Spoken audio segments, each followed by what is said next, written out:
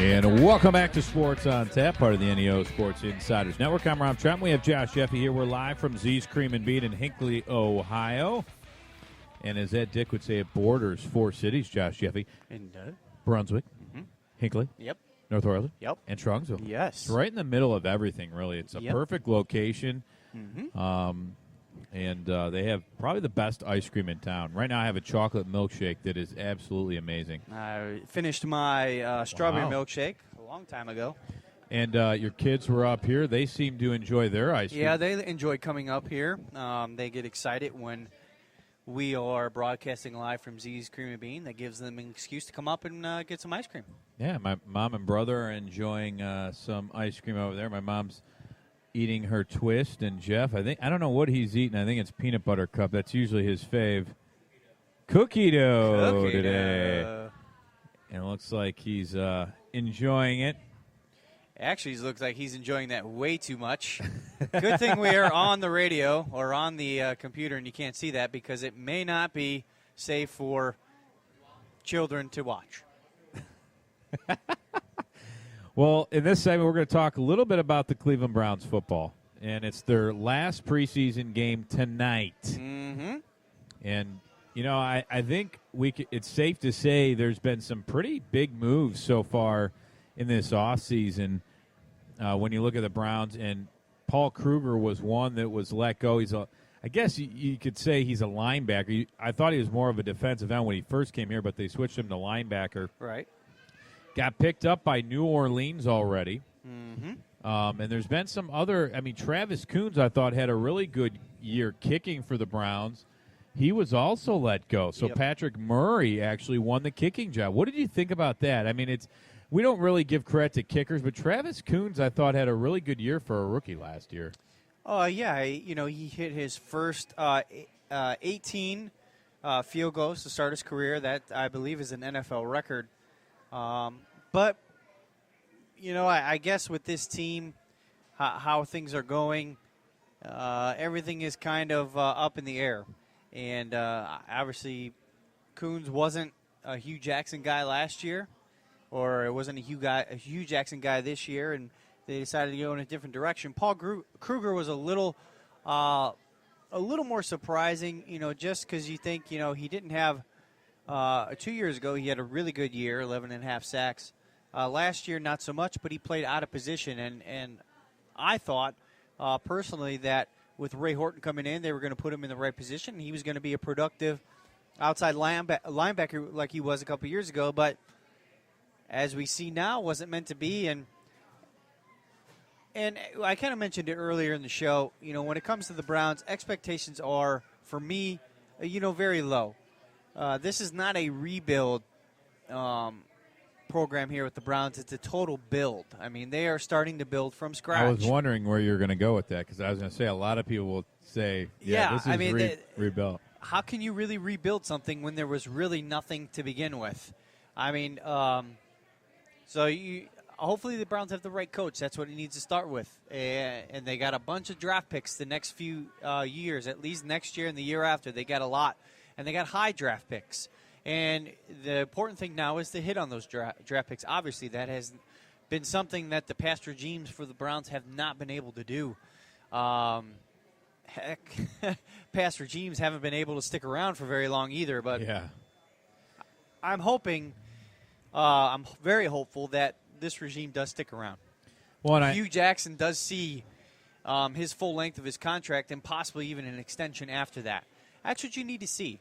And right now they're going on a youth movement. And this team is going to be built through the draft. And quite frankly, that's how it's supposed to be built. All your good teams are built that way. And then when you're finally there, when you're finally up to where you need to be and you need one or two players to kind of put you over the top, that's when you go out and you sign your free agents. But you hopefully most of your talent on the team is homegrown and you build and develop. And that's what the Browns are starting this year. And guys like Paul Kruger, among others, K'Wan Williams, if they're not with the program or if they're a little older when it comes to players' age, they are likely the ones to be gone. Yeah, and I think K'Wan Williams was also signed right away for the most part. So some players were signed. I like what the Browns are doing, though, with starting basically from the ground up. And I think that's what you have to do. How many times have we seen, this team try to keep, players that were here from past regimes and just build upon that and bring in maybe a few players? It just doesn't work. I mean, but with the draft, they traded Andy Lee. Look what Andy Lee did in the last preseason game. He's walking, back to the bench. Just said, hey, you know what? He's going to score a touchdown. Let's just call it a day. And Hugh Jackson didn't like it. And, he made it evident he didn't like it. And, he said he did talk to him and he understands what is expected. But that lasted, a day? And then he was traded to Carolina. Andy Lee in a 7th rounder for a 4th rounder and, another kicker. I don't know what happened or who that other kicker was, but I think it shows he means business. Well, in Hugh Jackson's press conference the other day when that trade was made and the day they let Paul Kruger go, they said that he said that Andy Lee was not traded because of that specific incident. I think it was more so, and I tend to agree with him, I think it was more so we can get a 4th-round pick for a punter. New England traded a 5th-round pick for Barkevius Mingo. And then for a 4th-round pick, you traded your punter, which is going to be pretty good. But if people are upset because the Browns traded a good punter, there's issues with that, to me. As important as a punter would be if you have a good defense, field position, for this team, it's not. It just doesn't make any sense. It'd be nice to, to have that kind of good player, but for what the Browns are going to be, they can suffice maybe developing their own guy. Again, development. I'm surprised that there haven't been more veteran releases or veteran trades. We're hearing the names again, or people were out there saying, well, how likely is it the Browns are going to trade Joe Thomas? Yeah. And would you trade Joe Thomas? And me, I would not. Even if it's a first-round pick? First-round pick, I would have to consider, but... Yeah, highly consider. It's tough because your O-line, RG3's back there, and I think we've seen in some preseason games. And that's just it. How are you going to evaluate? Joe Thomas is your best offensive lineman, and even with him in there, the offensive line isn't all that good. But without him, it's going to be worse. And how can you really evaluate a quarterback when he's on his back all the time and doesn't have the time to make the throws? And granted, I get it. That's on the quarterback to make those adjustments and get the ball out quicker and all that stuff. But, quarterback does need support. He cannot do it all himself. Yeah, it's a tough situation. If a team reaches out to them and offers them that, what do you do? That's a tough situation. But, looking further on with this team, like I said, Hugh Jackson obviously has a certain character that he wants around his team. Mm-hmm. In the locker room, he expects certain things from these guys, and we'll see, who else he's looking for, because this team right now is very young, but they also do have some veterans that I feel like can make an impact, and I think you need some veterans on the team. And actually, that's why I was a little surprised by Paul Kruger. I thought, he seemed like a good guy that would help this young team maybe learn some different things. But, I guess, as Hugh Jackson has said before, that's kind of his job and the coaching staff's to really teach these guys and to bring them along. And so far, what do you think about the development of, Josh Gordon? His last game looked pretty impressive. The offense hasn't looked bad. Obviously, they're not going to show you every single play. They're going to show you kind of the very vanilla kind of playbook for the preseason. And that goes the same against the defense that the offense is playing. They're not game planning for RG3 or the Browns. They're kind of just doing base defense and going through the motions, trying to get people in the right places. So I'll be interested to see what happens during the season when teams do have to start game planning RG3 and see how he does. You got to like the development of the receivers. Terrell Pryor, especially. Josh Gordon seems to be he seems to have his mind in the right place. I am hoping, for his sake and mine, because I drafted him on my fantasy team, that he comes back week 5 and starts playing the receiver he was just a few years ago with all that talent. But again, I go back to my expectations. They're very low. This team is not going to be that good. Maybe not the worst Browns team we've ever seen, but I do know going into the season there's not going to be very many victories, but you got to keep building, and you got to see if the team can compete. And one thing that, the past teams of the past 5-6 years, it seems like what happens is the team starts off good, and then towards the end of the season it drifts off, and it gets worse as the season goes on as far as being a competitive team. With this team, I hope they stay competitive all year, and you can actually see things to build on for the next few years. Yeah, because, they drafted a lot of playmakers. You look at the defense. We've seen Carl Nassib, with several sacks in the preseason. Agba's very active. You look at some of the defensive positions. Yeah, the cornerback position, I feel like, Jameer Taylor, who we got from Miami, I believe it's Jameer Taylor, he had several deflections and nice coverage, almost like coverage sacks for him. But I thought he was really impressive on the defensive part. Offensively, we've seen Terrell Pryor really take some big steps towards being successful, whether it's running routes, whether it's making big plays. I really think that he's looking to take that next step and be a huge receiver on this team. And with his height, that's nice for RG3 to be able just to throw it up in the end zone, and he's going to go up and get it. Well, and here's another thing, too.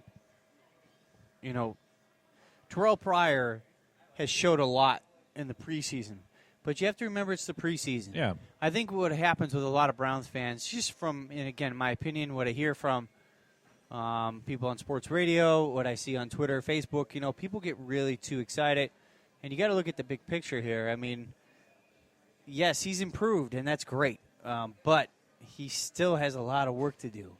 All these guys and do. The regular season, Rob, as we know, is so much different. Or I'm sorry, the preseason is so much different than the regular season. So it's kind of one of those things where he's doing real good. It's really great to see, but let's pump the brakes a little bit. Yeah. Because once he gets in the live game, regular season, things change. And as you recalled last year when he got in there, balls go over the middle. Next thing you know, a case of the alligator arms appears, and he can't catch those. Is that a book? I think it's a book. Case of the alligator arms. If not, it should be. Exactly. I think we might have something brewing about a stud football player that all of a sudden develops a case of the alligator arms. It could be a good kid's book. Yeah, there you go. I got to start that. Starts tonight. Yeah. Boom. All right. But no, I completely agree. It is the preseason. The one thing, though, I would be pretty pumped about is if the Browns fundamentally just went back to fundamentals and tackled. Because I don't know how many times in the preseason I've seen missed tackles. And that's going to happen. That's why it's preseason. You got to learn and take it from there. But this is a very young team. I'm pretty excited about. I think there's a lot of good young talent. Corey Coleman and all the wide receivers. Well, let me ask you something about Corey Coleman since you brought him up, Rob. He's been pretty non-existent, this preseason because he missed 2 games with a hamstring. And did he even have a catch in the third preseason game? I think he had hamstring issues. So, he's barely played this preseason. Well, I know he played in the third game. Yeah, and he was almost non-existent. Yeah. So I don't even think he had a catch, to be honest with you. The Browns with a sack early on versus the Chicago Bears, and the defense looked pretty good on that series. But, yeah, Corey Coleman, he even said, I'm a little nervous. He just has to play his game. He's got speed. So far in training camp, it looks like his route running has gotten a little bit better. His hands, we know, are solid. So he's just got to continue, and really learn the game. So we'll see what happens with these young wide receivers. You know what I mean? These young wide receivers. There's a bunch of them. Well, and I think there might be one on the out looking in when it's all said and done. I think most of them have a good chance to make it. Well, yeah, I think the guys that the Browns drafted this year will be on the team because those are developmental guys. I think guys like Taylor Gabriel and even he had a decent season last year. But how about Andrew Hawkins? Where are these guys? Yeah, where do you think they're going to stand? I think they could be on. I think they could be standing on the unemployment line, to be honest with you, when if final cuts down come. Because you have to look at it. It's just like anything in life, whether it's your job or football or whatever. If you're working and then new bosses come in, you have to prove yourself. And it's, you have to work hard. And in some instances, you're not that boss's guy. So it's time to move on. And, I wouldn't be surprised anymore with some of these cuts, when it happens. But, it's tough to say, who's going to get cut right now. Going in the last preseason game, I couldn't tell you who they're going to cut. No. Or, they're talking about looking at trading veterans. I just don't think that would be – it wouldn't surprise me. But there's not a lot of people left on the team that could be traded. You need those veterans, I feel like, on this team. Yeah, obviously anyone could be traded at any time, but as far as who would want some of the veterans on the team, who knows? This team is probably just got to stick with what it is. Start the young players, let them earn their keep, and go at it. Did we play our schedule game yet for the Browns this year? We did not. Wow. I just thought about that. We didn't play a schedule game. That's wow, man. I guess that proves the state of the Browns as far as we go as fans. We might be skipping the schedule game this year. Well, let's put it this way: how many wins do you think the Browns will get this season? I am going 3 max. All right. Wow. Ooh. I'll say 3 max. I'll say best case scenario 4-12. Because that's what I was going to go. 4-12, I think I'm going with. Didn't last year we picked like 9-7, 10-6. Yeah. I just thought we had the talent there. Oh my gosh! I'm not going to lie. Our defensive coordinator Jim O'Neill, it's amazing. I'm interested to see what he does in San Francisco. I thought he was pretty bad. He wasn't pretty bad, Rob. He was bad. He was really bad. And same thing with Mike Pettin, really bad. Yeah. Johnny Manziel, really bad. Ray Farmer, really bad. If that's not a send-off. Justin Gilbert, still on the team. I can't, dude. That's one really bad. That's one player. I have watched him this preseason. I still don't see a very good player. And he's been at corner, and he absolutely gets picked on every single time, and he can't cover. I don't know. If you were an opposing offense, wouldn't you pick on him? Gosh. Oh, I would in a heartbeat. He is not good. The only thing he does is put cars in ditches. Let me ask you: is he going to get cut? No, he's got too much guaranteed money. Here, I'll guarantee him a few things on the unemployment line. You're thinking he's getting cut? I think he. I don't know what is he going to do for your team? He returns punts, but that's about it. Defensively, he is a liability if I've ever seen one.